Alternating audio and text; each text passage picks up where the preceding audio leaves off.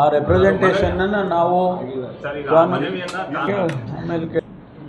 ಅದನ್ನು ಕಾನೂನಿನ ಚೌಕಟ್ಟಿನಲ್ಲಿ ಪರಿಶೀಲನೆ ಮಾಡಿ ಮುಂದೆ ಏನು ಕ್ರಮ ತಗೋಬೇಕು ಅಂತೇಳಿ ಅದನ್ನು ಮಾಡ್ತಾಯಿದ್ದೇವೆ. ನಾನು ಅದನ್ನು ನಮ್ಮ ಡಿ ಜಿ ಅವರಿಗೆ ಕೊಟ್ಟಿದ್ದೇನೆ. ಕಾನೂನಿನಿಂದ ಎಕ್ಸಾಮಿನ್ ಮಾಡಿ ಸಲಹೆ ಕೊಡಿ ಯಾವ ರೀತಿ ಮುಂದುವರಿಬೇಕು ಅಂತೇಳಿ. ಅವರು ಏನು ಸಲಹೆ ಕೊಡ್ತಾರೆ ಅದರ ಆಧಾರದ ಮೇಲೆ ಮುಂದೆ ಕ್ರಮ ತಗೊತೀವಿ. ಯಾರು ಹೇಳಿದ್ದು ನಿಮಗೆ?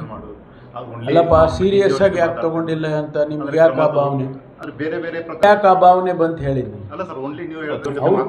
ಹೌದು, ಪ್ರೊಸೀಜರ್ಸು ನೋಡಿ, ಯಾವುದನ್ನು ಕೂಡ ಪ್ರೊಸೀಜರ್ ಇಲ್ಲದೆ ಮಾಡೋಕ್ಕೆ ಬರಲ್ಲ.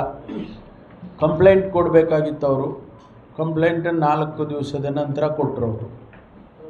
ನಮಗೆ ಸೀರಿಯಸ್ನೆಸ್ ಇಲ್ವಾ? ಅವ್ರ ಕಂಪ್ಲೇಂಟ್ ನಾನು ಸದನದಲ್ಲಿ ಏನು ಹೇಳಿದ್ದು, ನಾನು ಮುಖ್ಯಮಂತ್ರಿಗಳು ಅವ್ರು ಯಾರು ಕಂಪ್ಲೇಂಟ್ ಕೊಟ್ಟ ಮೇಲೆ ಅದಕ್ಕೆ ಕ್ರಮ ತಗೊಳ್ತೀವಿ. ಅವ್ರು 4 ದಿವಸದ ನಂತರ ಅವ್ರು ರೆಪ್ರೆಸೆಂಟೇಷನ್ ಕೊಟ್ಟಿದ್ದಾರೆ, ಅದನ್ನು ಪರಿಶೀಲನೆ ಮಾಡಬೇಕಲ್ವ ಕಾನೂನು ಚೌಕಟ್ಟಲ್ಲಿ. ಗಂಭೀರವಾಗಿ ತೊಗೊಂಡಿಲ್ಲ ಅಂತ, ಗಂಭೀರವಾಗಿ ತೊಗೊಂಡಿರೋದಕ್ಕೆ ನಾವೀಗ ಡಿ ಜಿ ಅವರಿಂದ ಪರಿಶೀಲನೆ ಮಾಡಿಸಿ ಕಾನೂನು ಚೌಕಟ್ಟಿನಲ್ಲಿ ಏನು ಕ್ರಮ ತೊಗೋಬೇಕೋ ತೊಗೊತೀವಿ. ನೀವು ಹೇಳಿರಿ ಅಂತ ತೊಗೊತೀವ ಅಥವಾ ಇನ್ಯಾರೋ ಹೇಳಿದರು ಅಂತ ತೊಗೊತೀವ? ಕಾನೂನು ಬಿಟ್ಟು ಮಾಡೋಕ್ಕಾಗತ್ತಾ?